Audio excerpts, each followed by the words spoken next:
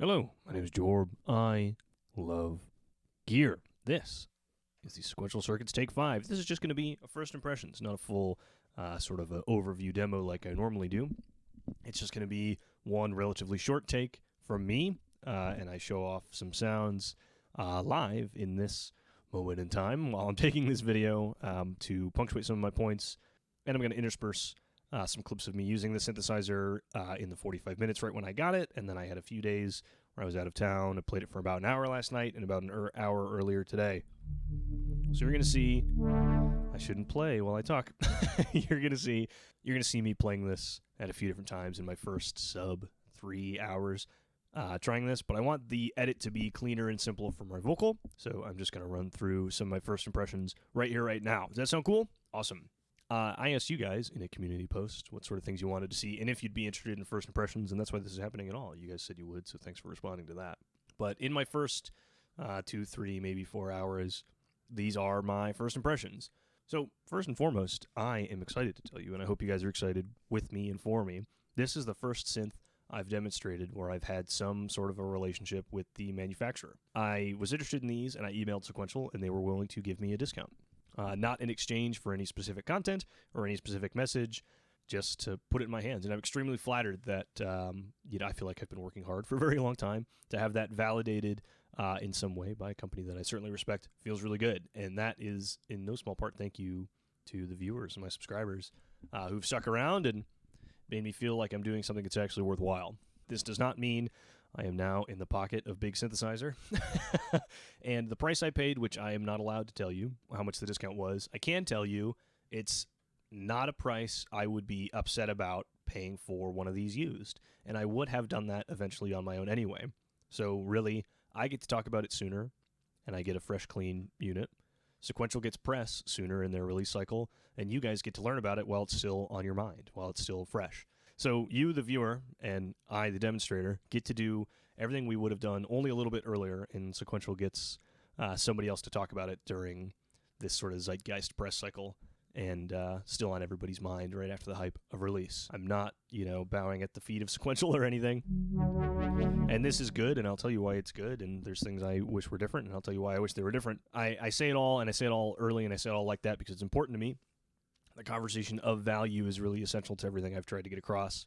And just because Sequential thinks I'm worth their time does not mean I'm going to fawn over their products. Cool? I'm going to keep it real and talk about price the same way I always have. All right? I'm glad that's out of the way. I'm quite proud, and I appreciate your guys' help in doing that.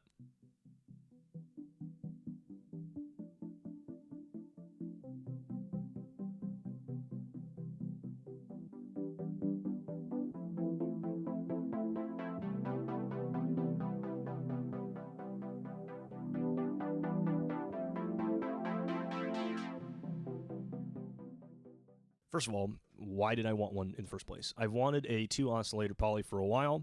I had the JX3P, I quite liked that, but the MIDI implementation sucked, and I was used to my workhorses being pretty modern.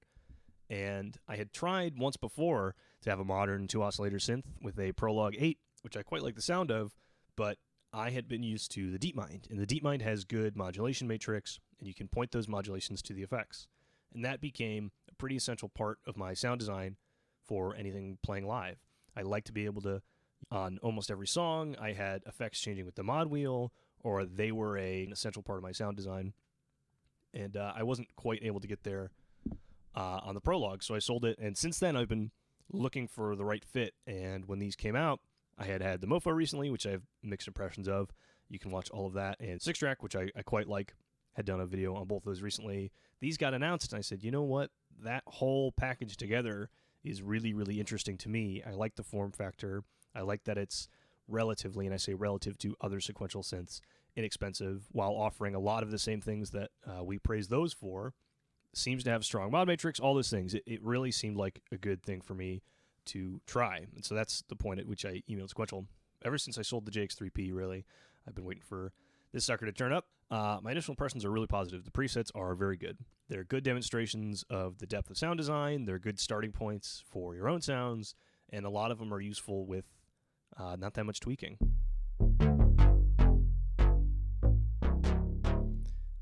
And those are all the things I could have asked for in presets.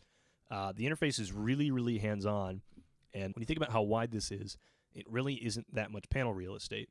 But your envelopes, filter, mixer, and oscillators is all here, and it's quite easy to control. Something, the more I think about it, the more I realize a lot of really intentional choices went into a lot of the way these things work. Something as simple as, now that we have continuous morph of shape, now on the panel, you don't need to put any controls for switching the wave shapes or pulse width modulation. All that can just be handled here and then through the mod matrix. So a lot of the things that might take up even more space on another fixed architecture synthesizer are fit into relatively compact space here, and I quite like that. There are a few omissions of things I would have liked to have on the panel, but a lot of that is preference and can be mitigated through the bond matrix. So the first thing I'm going to show you, let me get on, you need to hold them in this order, I think. Yep. That's our little hotkey to go to a basic patch. But can you see the oscilloscope down here? But a few things right away impressed me with the way these controls work, and I will show you the wave shaping first. So I'll start all the way low at a sine, and as I move up, I'm going to move this knob as smoothly as I can. Okay, so watch as I move up.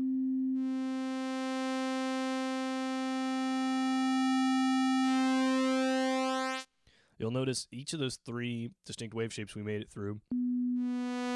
The sine, the saw, and the 50-50 pulse, the square wave. It pauses there.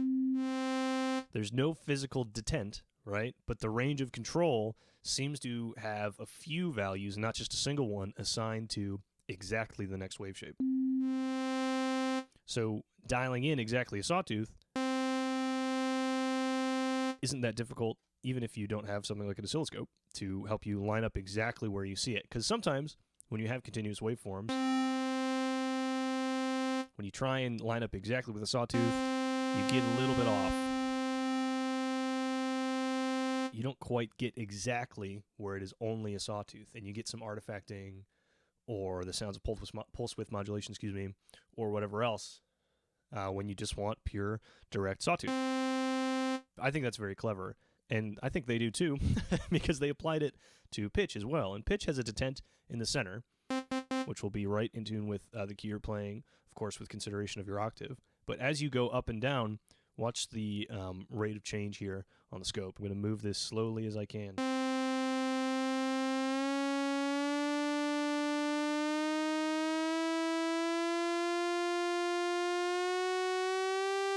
It's kind of hard to demonstrate, but it does that same thing. It'll sort of lag at semitone changes.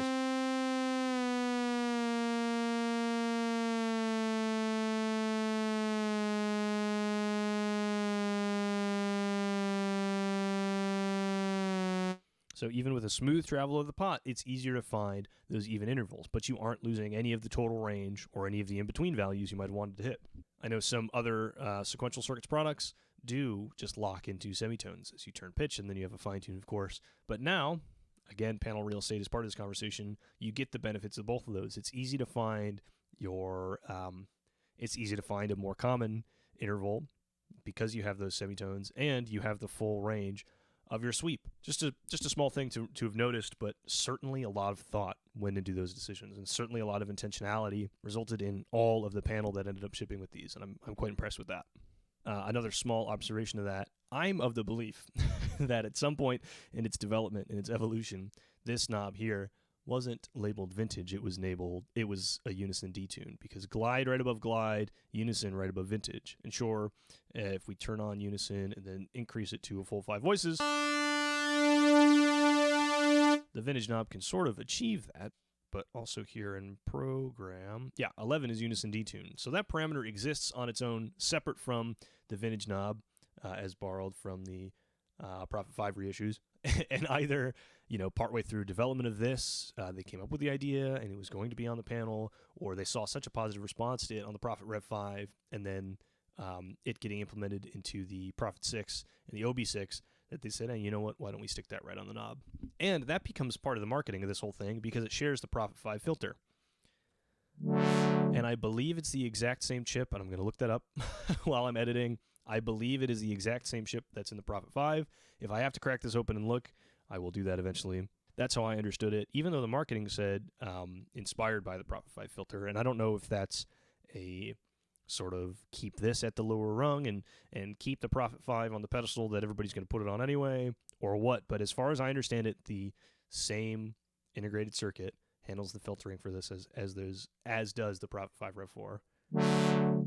Anyway, that combined with the vintage knob and 5 voices really makes you think the whole idea is to be inspired by that and modernize it and make it more compact and make it a little more affordable and add effects and add a mod matrix, which is what I kind of thought the Prophet 6 was let's take the Prophet architecture and ideas and sound and modernize it. And so in some ways this is a retreading of that ground, but also a lot less expensive than that.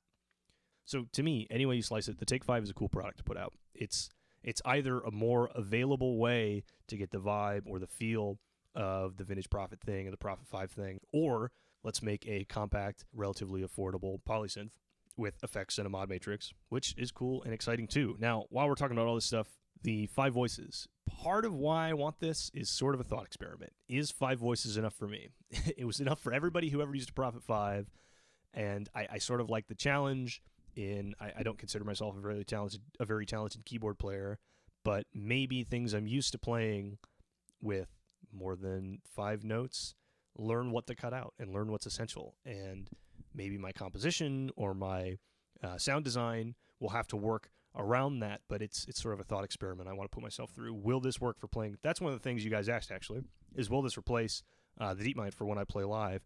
That's part of what I'm thinking. I like that it's more compact. I like that there's 2 oscillators and the sound design options that can afford me. And I'm looking for something that doesn't have the noise floor of the DeepMind, and I know that's kind of a new thing for me to say because I've only started having some issues with it, but that's all separate. That's generally my thoughts about this product coming out, why I went for it, and my very, very surface level impressions of the presets and the control options.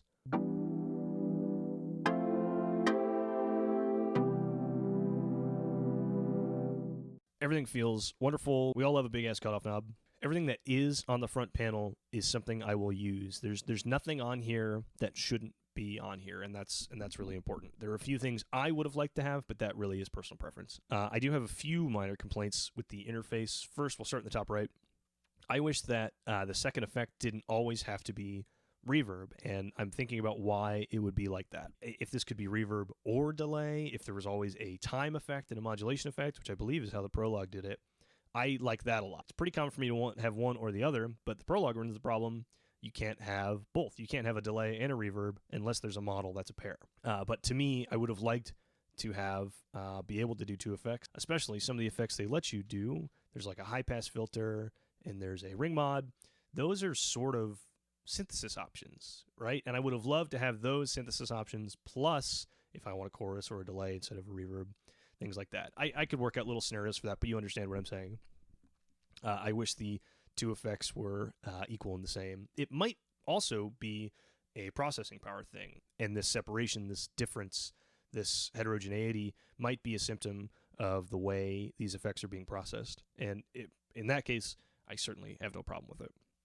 All that to be said, the controls you have of the reverb are really, really good. I like having low pass or high pass of a reverb. It is situational. And at first, I was hoping for there to be different reverb models here in the program settings, and there are not. And, a spring or a hall or a plate, and I realize the effects you do get on the reverb.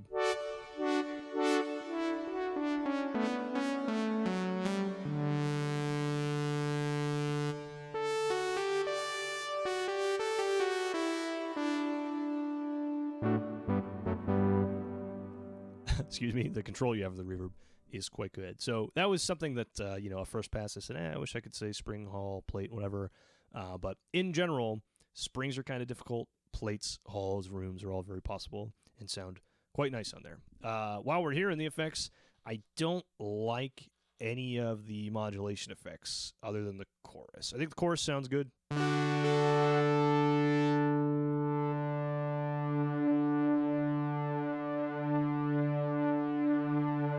I think the chorus sounds really good.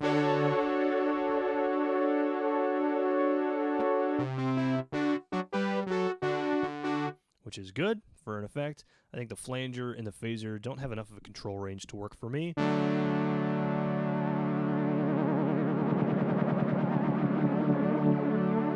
That, and I mean this in the negative way, this flanger reminds me of the microchord.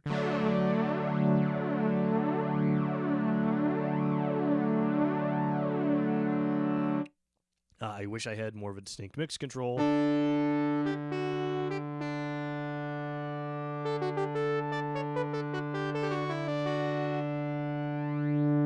It doesn't do that slow right near cancellation thing.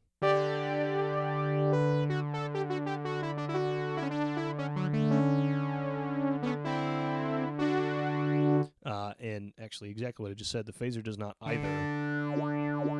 The phaser is more phase 90 than it is small stone.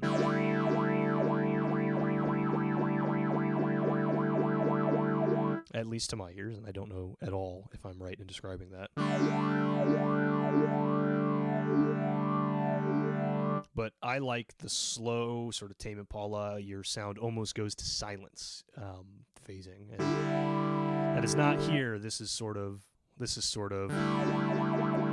to my ears, is almost resonant even when this is all the way down.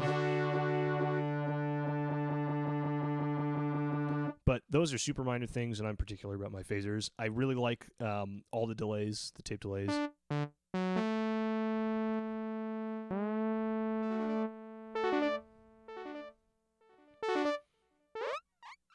All the delays sound really good.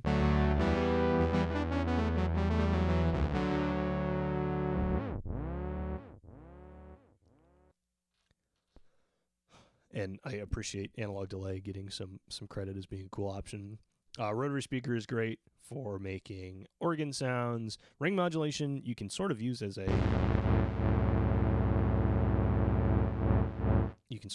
tremolo.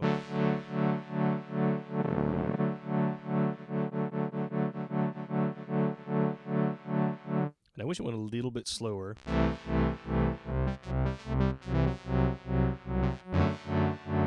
But again, is sort of a nice synthesis option to have out here, even though I bet you can work that out in the mod matrix anyway. Cool. I talked about that for a lot longer than I wanted to. This is a very general complaint. I would have liked there to be at least a global setting, and I'm probably just saying this because I just had some time with the Minilog, or whenever you change any parameter, it lets you know the actual value of what it is you're changing. So for example, if I go to oscillator 1 glide, and I change glide rate, I can see this change smoothly between 0 and 127. Well, I would have liked to see that when I change any parameter. That might just be me thinking primarily as a demonstrator and a sound designer, and isn't that big of a deal to most people, but that's something I would have liked. Alrighty, I rambled about LFO2 for a while. Wherever it cut off, I'm going to let that be it. My camera ran out of space, and so whatever shit I had to say was too esoteric to ever really bother me, even, let alone anybody else. So there you go. Look out for this getting a full overview and demo once I'm more comfortable with it. I normally don't talk about things until I know them quite well. I'm still pretty early on this, but my initial impressions are very, very positive. There you go. My name's been Jorb. Appreciate your support. Sequential, appreciate your support. I love gear that really does include the Take 5. Thanks for watching. See you in the next one. Goodbye.